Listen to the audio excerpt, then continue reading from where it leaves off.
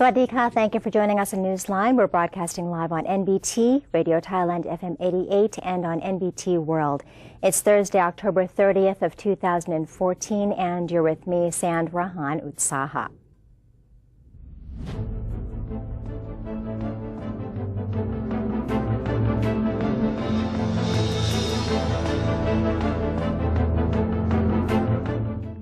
Welcome to today's segment of Thailand Moves Forward, and now on to today's headlines.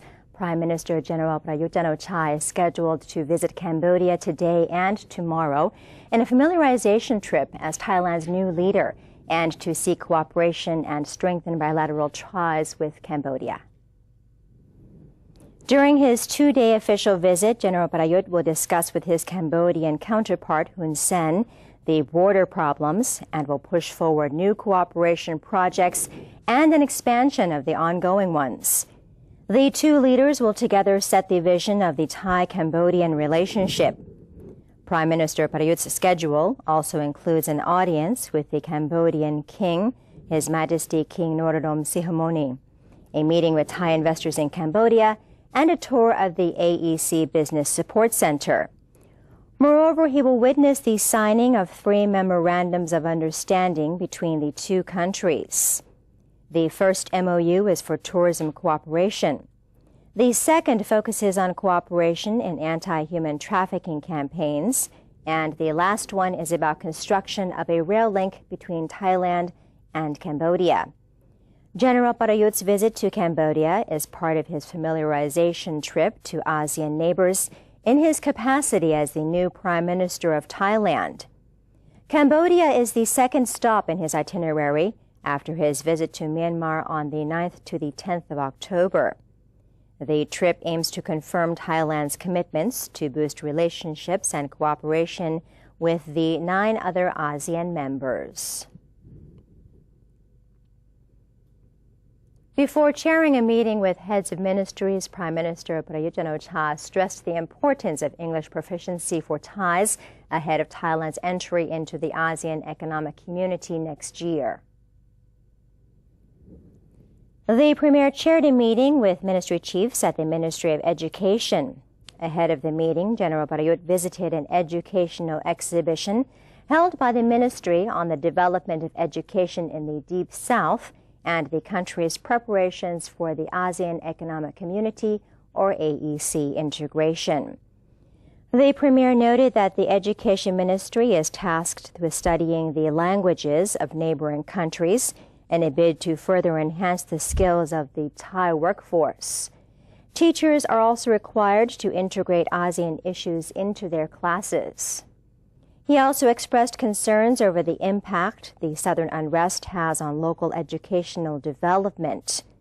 Over the years, hundreds of teachers and students have been targeted in attacks carried out by insurgents.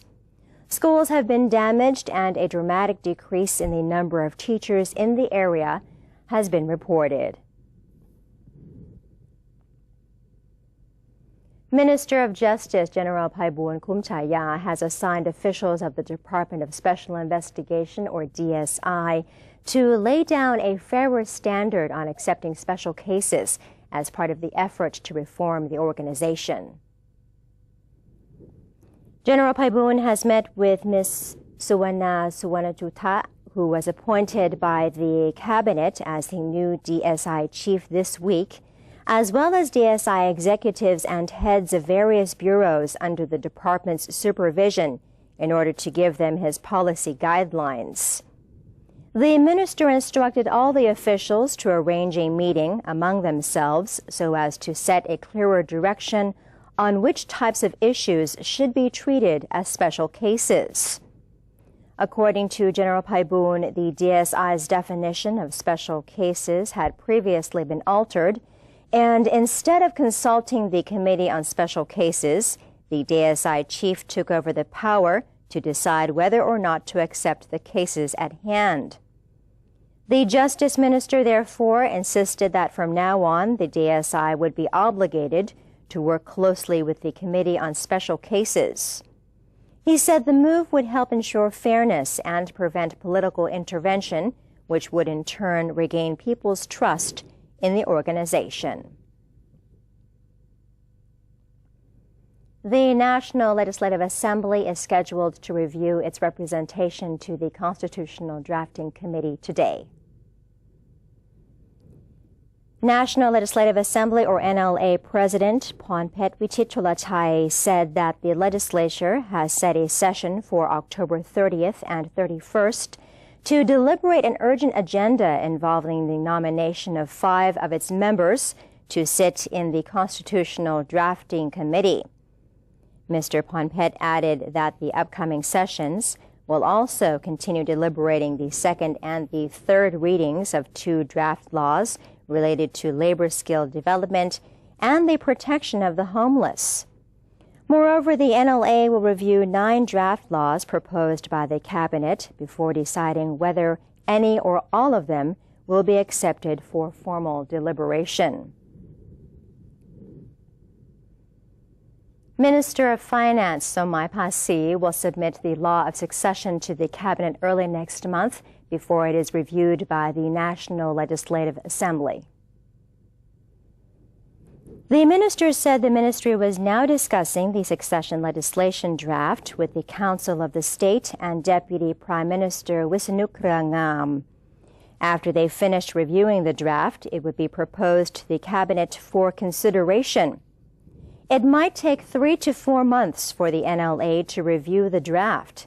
The law would not take immediate effect after it was published in the Royal Gazette, since the law executors needed around 3 months to prepare.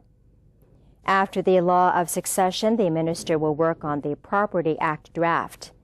Mr. Somai added that the ministry would decide late this year whether to increase the value-added tax or VAT.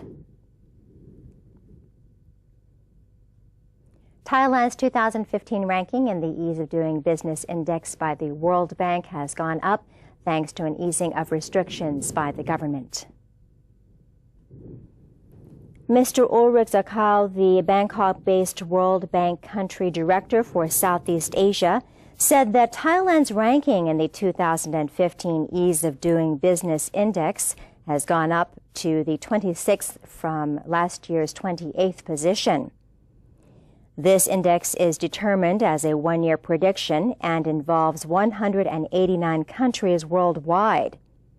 The index for 2015 was announced via teleconference from the World Bank in Washington, D.C.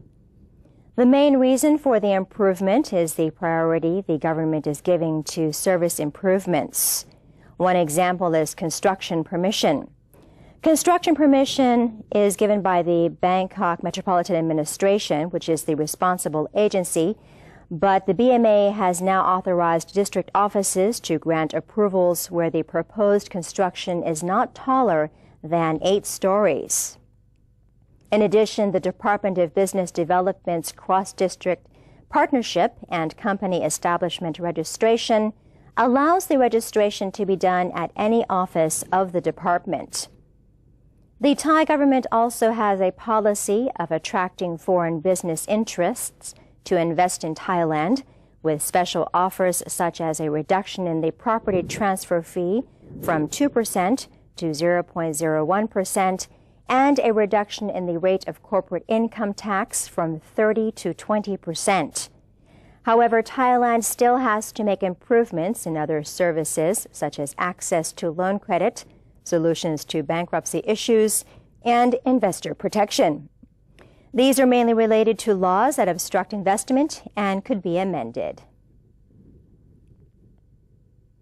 The Ministry of Public Health has confirmed that a Polish man who recently arrived in Thailand from Congo has tested negative for Ebola. According to Director General of the Medical Department, Dr. Supan Sitama, the blood test has proven that the Polish man, whose name has been withheld, is not suffering from the deadly virus. The foreign man was admitted to Lutsin Hospital after his arrival from Congo. Lutsin Hospital, among many places, has been equipped with facilities to care for Ebola patients.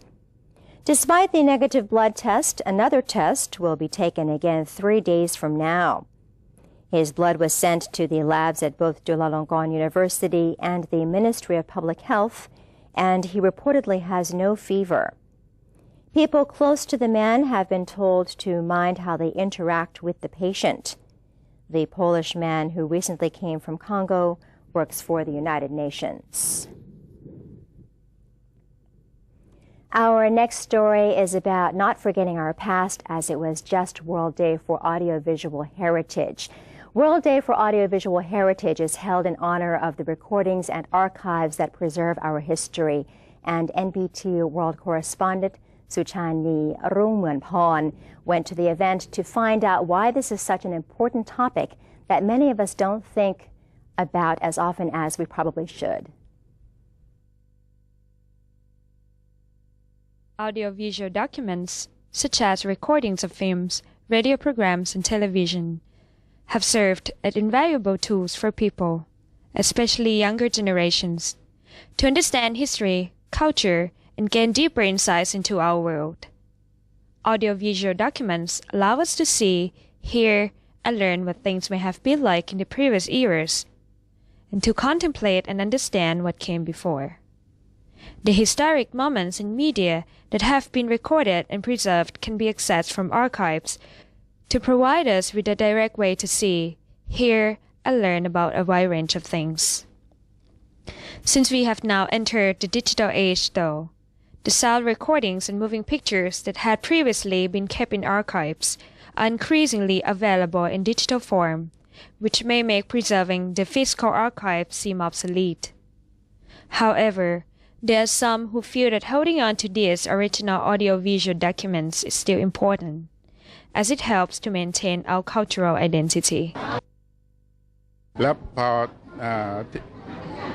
ดิจิตอลมาเนี่ยสื่อต่างๆตั้งแต่ที่มีมาก่อนหน้านี้ภาพยนตร์วิดีโออะไรต่างๆถูกแปลเป็นดิจิตอลคนก็คิดว่าเมื่อทำเป็นดิจิตอลแล้วจะเป็นอมตะนิรันดร์การก็ทิ้งสื่อเดิมนะทิ้งเป็นขยะ To raise people's consciousness about the fragility and vulnerability of these audiovisual documents, UNESCO has adopted 27 October as the World Day for Audiovisual Heritage in Thailand to add extra emphasis and attention on this issue. Thailand has been celebrating this event for 9 consecutive years and was the first country to adopt this policy set by UNESCO. Professional archivists and broadcast organizations in Thailand are still working to institute appropriate safeguard measures to protect this important audiovisual heritage. The initiative requires that the government and private sector come together to ensure the preservation efforts are working. So, an event entitled Archives at Risk, Much More to Do was held recently at the Government Public Relations Department to highlight the threats that preservation needs face. The event focused specifically on the concern of archiving in the age of digitalization. For those who are interested in the history of Thai broadcasting, you can visit the Broadcasting Museum at the Government Public Relations Department. It is the first broadcasting museum in ASEAN region. It's located near Payathai BTS station in Bangkok, Thailand. Or, if you find yourself firmly in digital world, you can access the audiovisual archive of important historical events in Thailand at av.prd.go.th. Suchani Rungmunporn reporting.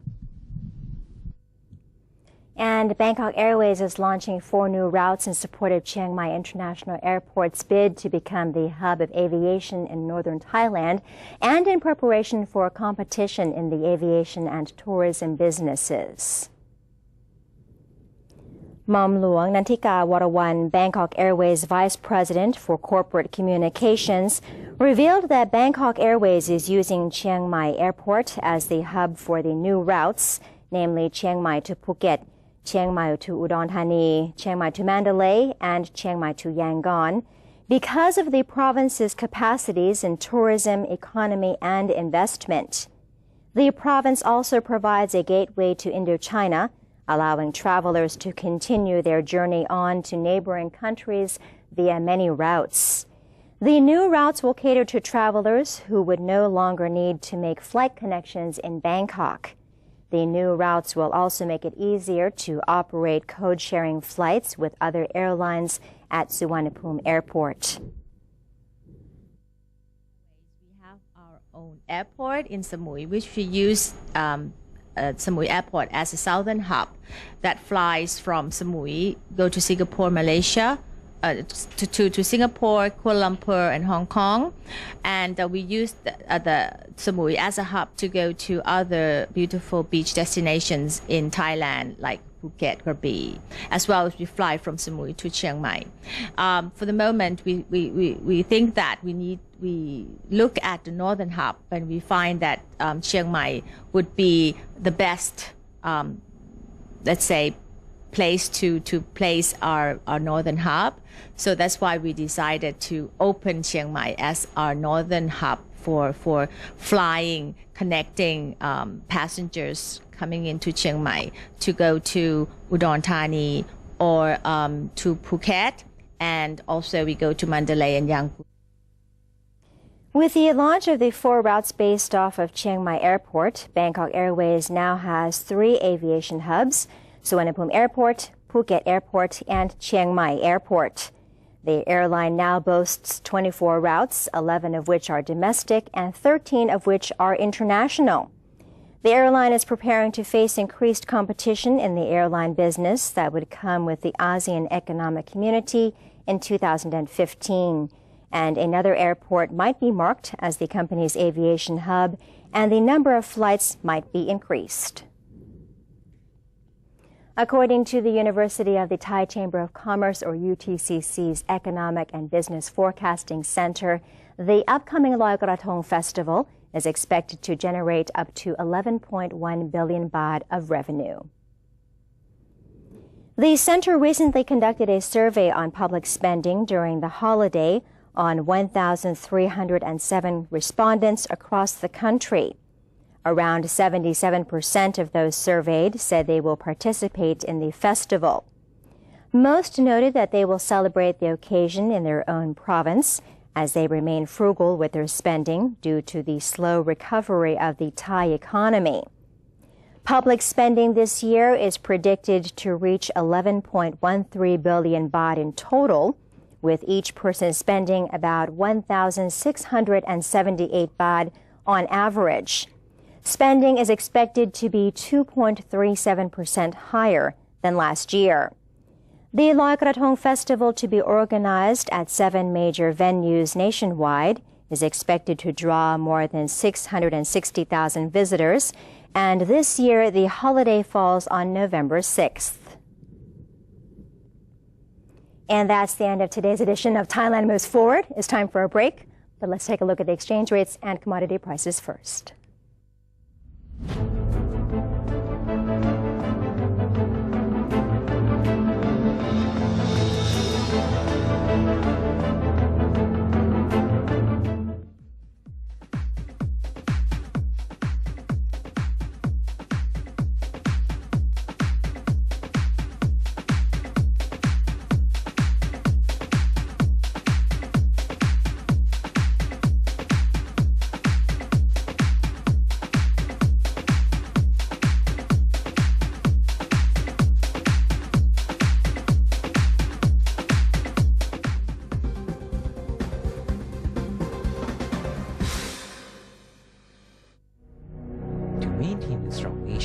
Thailand is promoting 12 core values for the good of the people.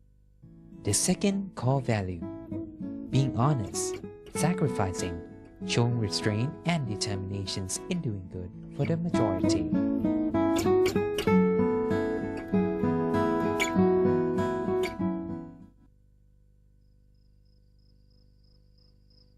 Detecting plastic dumping and waste burning. Toxic waste spill, contamination.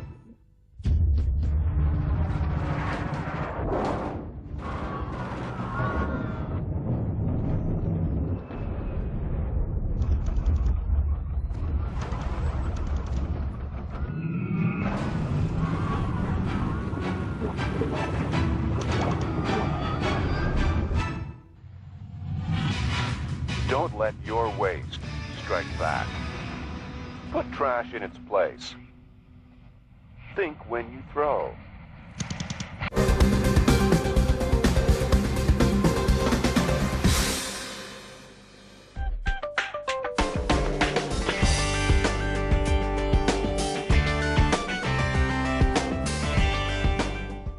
Welcome back to Newsline. In our ASEAN and Beyond segment, China warned India and Vietnam on Tuesday against harming its sovereignty as the two countries seek to strengthen energy ties in the disputed South China Sea.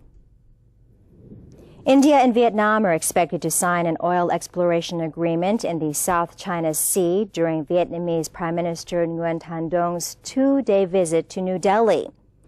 India's Oil and Natural Gas Corporation Limited, or ONGC, has been looking into the feasibility of 5 oil blocks in the South China Sea offered to them by Vietnam in November last year. Indian media reported that New Delhi has decided to accept 2 or 3 oil blocks from Vietnam based on ONGC's feasibility report. China claims 90% of the South China Sea, which is believed to contain oil and gas deposits and rich fishery resources. Brunei, Malaysia, the Philippines, Vietnam, and Taiwan also lay claim to parts of the sea where about $5 trillion of shipborne trade passes every year.